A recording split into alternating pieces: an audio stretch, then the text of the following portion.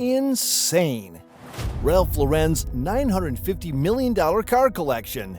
Most expensive cars ever. He is a fashion designer worth $7.3 billion. He keeps more than 100 cars in a renovated former car dealership in Westchester County, New York. He does not consider himself a collector. He calls himself someone who simply cannot stop. His garage contains one of only 4 Bugattis ever built that experts believe could sell for $150 million. It contains the Ferrari that Roger Penske raced, the McLaren that only 5 people on Earth own, the Jaguar that Steve McQueen made famous.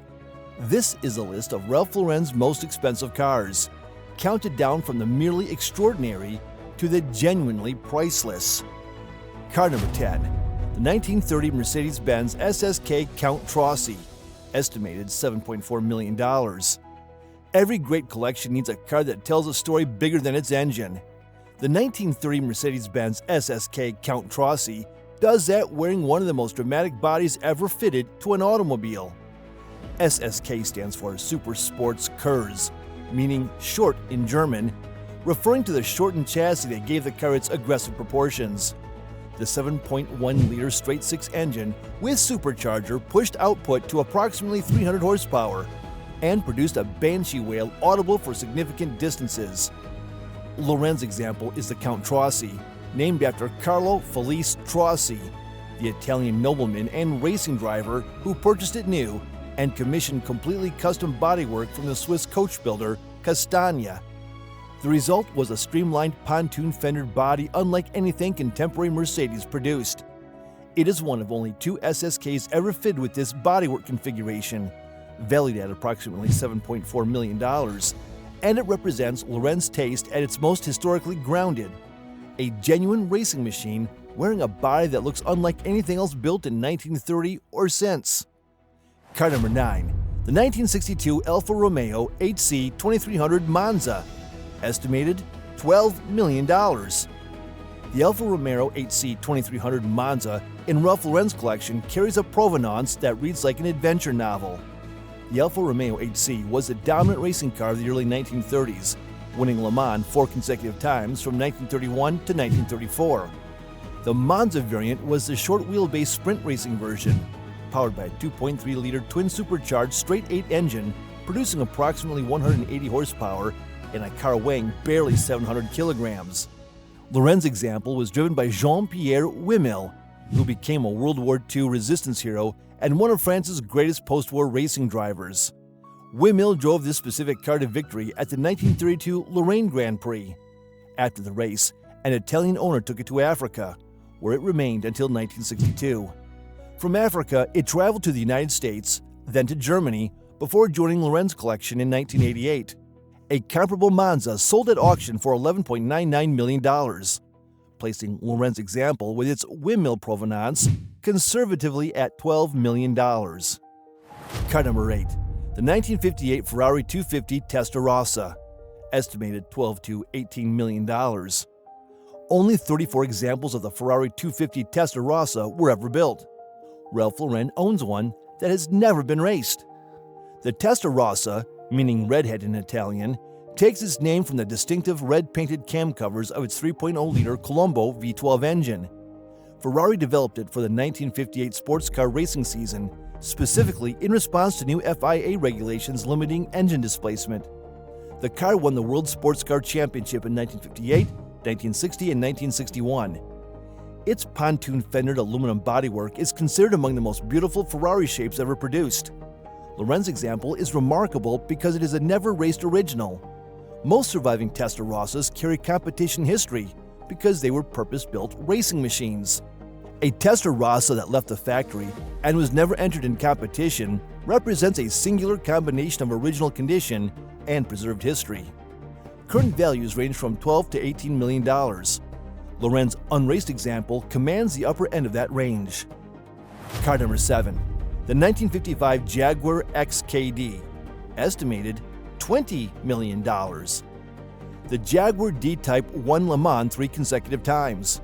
Ralph Lauren owns a 1955 example from the exact model year of that first victory, valued at approximately $20 million. The D-Type was developed by aerodynamicist Malcolm Sayer, who applied aircraft design principles to a racing car for the first time. The result was a monocoque construction using aircraft-grade aluminum alloy, a distinctive aerodynamic fin behind the driver's head, and a 3.4-liter inline-six producing 250 horsepower. The D-Type won Le Mans in 1955, 1956, and 1957, cementing Jaguar's place in endurance racing history. Loren's 1955 example is from the precise model year that produced the first of those 3 victories. He maintains it in running condition, consistent with his philosophy that every car must be rehabilitated to full working condition, not displayed like a monument. Car number 6, the Ferrari 375 Plus, estimated $18 million. Ralph Lauren owns one of only 5 Ferrari 375 Plus cars ever produced, and the model's racing record stands among the most extraordinary of any Ferrari ever built. The Ferrari 375 Plus was developed for the 1954 racing season and powered by a 4,954cc Tipo 113 Lampredi V12 engine, producing 330 horsepower, making it one of the most powerful sports racing cars of its era. The model won the 1954 24 Hours of Le Mans, the 1954 Carrera Panamericana, the 1954 1,000 km of Buenos Aires, and several other major international events during its sole competitive season. At Le Mans in 1954, the 375 Plus competed directly against the Jaguar D-Type, sharing similar aerodynamic principles, including the distinctive stabilizer fin behind the driver's headrest, but powered by an engine of fundamentally different character. The 375 Plus won that race outright. A comparable example sold at auction in 2014 for $18.3 million. Loren's example represents one of the most financially significant Ferrari racing cars in existence, a machine that won every major race it entered in a single historic season. Car number 5, the 1955 Jaguar XKSS, estimated $30 million. There are 16 Jaguar XKSS models in existence. Ralph Lauren owns one of them. The XKSS was not designed as a road car. It began as the Jaguar D-Type. When Jaguar exited factory racing in 1956, it converted 16 unsold D-Type bodies into road-legal cars by adding a full-width windscreen, a passenger door, minimal luggage space, and road equipment. Before the remaining 9 could be completed, a catastrophic fire destroyed the Browns Lane factory in February 1957, burning all 9 unfinished cars and ending the model forever. 16 cars, 3 subsequently destroyed in accidents. Steve McQueen famously owned an XKSS for several years, regularly driving it through Los Angeles before selling it in 1969. Loren's example, estimated at $30 million, is powered by the same 3.4-liter inline-six that powered the D-Type in competition, producing approximately 250 horsepower in a vehicle weighing under 1,000 kilograms. Loren keeps his XKSS in running condition and has driven it. Car number 4, the McLaren F1 LM, estimated $20 to $25 million. Of the 5 McLaren F1 LM cars ever produced, Ralph Lauren owns one in a distinctive orange finish. The other 4 are owned by the Sultan of Brunei, who has 3, and the Zaz Museum in Japan. The McLaren F1 was the most technologically advanced road car in the world when it entered production in 1992. The F1 LM went further. Built to celebrate McLaren's outright victory at the 1995 24 Hours of Le Mans, it was tuned to a specification closer to the race car. Its BMW S72 V12 engine produces 680 horsepower, 62 more than the standard F1, achieved through removal of catalytic converters and other restrictions. The engine bay is lined with gold foil to manage the extreme heat generated at those power levels. This is not a styling choice. Gold is the most effective, readily available material for reflecting radiant heat in a confined space, and McLaren used it because the engineers determined it was the correct solution. The F1 LM weighs just 1,062 kilograms. Its power-to-weight ratio produces performance that remains competitive with modern hypercars 30 years after its construction. A standard McLaren F1 with 242 miles on the odometer sold for $20.46 million. The LM, rarer and more powerful, currently commands between $20 and $25 million. Car number 3, The 1962 Ferrari 250 GTO, estimated $48 to $70 million. Only 36 Ferrari 250 GTOs were ever built between 1962 and 1964. Ralph Lauren owns chassis number 3987 GT, purchased for $300,000 in the 1980s. That purchase now looks like one of the greatest investments in automotive history. The 250 GTO required Enzo Ferrari's personal approval for each sale. Ferrari scrutinized buyers to ensure the cars would be raced by capable drivers who would enhance the model's reputation. Chassis 3987 GT was driven in period by Roger Penske, who would go on to build one of the most successful motorsport organizations in American racing history. Lauren acquired the car directly from Penske. The GTO's 3.0-liter V12 produces 300 horsepower in a car weighing 880 kilograms.